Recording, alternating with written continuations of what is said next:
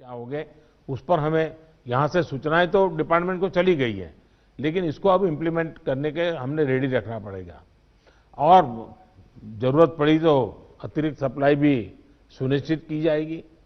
और इसका विस्तृत प्लान बहुत जल्द ही राज्य सरकारों के साथ मिलकर के तय कर दिया जाएगा। हमारी राज्यों की और केंद्र की टीम साथ लगातार वो बातचीत कर रहे हैं, काम चल रहा है। केंद्र सरकार ने राज्यों से कुछ समय पहले आग्रह किया था कि स्टेट लेवल पर एक स्टीयरिंग कमेटी और एवं स्टेट और डिस्ट्रिक्ट लेवल पर टास्क फोर्स का, और मैं तो चाहूंगा कि ब्लॉक लेवल तक हम जितना जल्दी ये व्यवस्थाएं खड़ी करेंगे और किसी न किसी एक व्यक्ति को काम देना पड़ेगा। इन कमेटियों की रेगुलर बैठकें हो, उनकी ट्रेनिंग हो, उनकी मॉनिटरिंग हो, जो ऑनलाइन ट्रेनिंग होती है वो भी शुरू हो। हमें हमारा रोजमर्रा के काम के साथ कोरोना से लड़ते लड़ते भी इस एक व्यवस्था को भी विकसित तुरंत करना पड़ेगा, ये मेरा आग्रह रहेगा। जो कुछ सवाल आपने कहे हैं, कौन सी वैक्सीन कितनी कीमत में आएगी, ये भी तय नहीं है। मूल भारतीय वैक्सीन अभी दो मैदान में आगे हैं, लेकिन बाहर के साथ मिलकर के हमारे लोग काम कर रहे हैं। दुनिया में जो वैक्सीन बन रही हैं वे भी मैन्युफैक्चरिंग के लिए भारत को के लोगों के साथ ही बात कर रहे हैं, कंपनियों के साथ। लेकिन इन सारे विषयों में हम जानते हैं कि 20 साल से मान लीजिए कोई दवाई पॉपुलर हुई है, 20 साल से लाखों लोग उसका उपयोग कर रहे हैं, लेकिन कुछ लोगों को उसका रिएक्शन आता है, आज भी आता है, 20 साल के बाद भी आता है। तो ऐसा इसमें भी संभव है। निर्णय वैज्ञानिक तराजू पर ही तोला जाना चाहिए। निर्णय उसकी जो अथॉरिटीज हैं, उन अथॉरिटीज के सर्टिफाइड व्यवस्था से ही होनी चाहिए।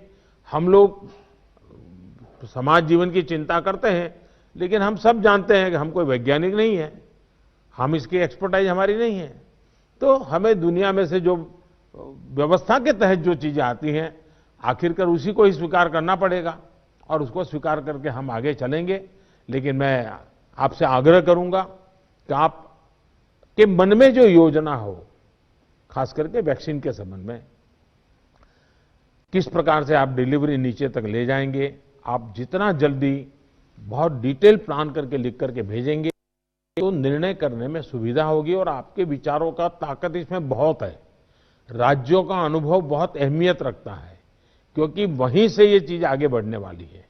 और इसलिए मैं चाहूंगा कि आपका बहुत ही एक प्रकार से प्रोएक्टिव पार्टिसिपेशन इसमें बने, यही मेरी अपेक्षा है।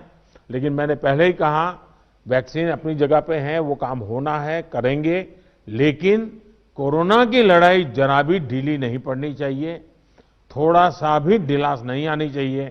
यही मेरी आप सबसे रिक्वेस्ट है। आज मेरी तमिलनाडु और पुडुचेरी के मुख्यमंत्रियों से बात करने का मुझे अवसर मिला।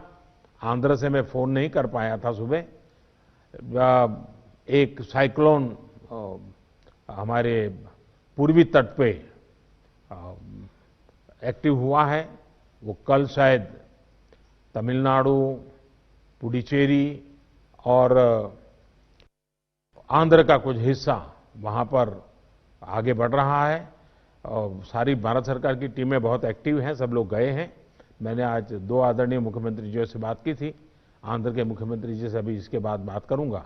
लेकिन सबके लिए पूरी तरह भारत सरकार और राज्य सरकारें मिल करके, और पहला काम खाली करवाना, लोगों को बचाना, इस पर हमारा जोर रहे। फिर एक बार मैं आप सबका बहुत आभारी हूं, आप सबने समय निकाला। लेकिन मैं आग्रह करूंगा कि आप जल्दी से मुझे कुछ न कुछ जानकारियां भेजिए। धन्यवाद।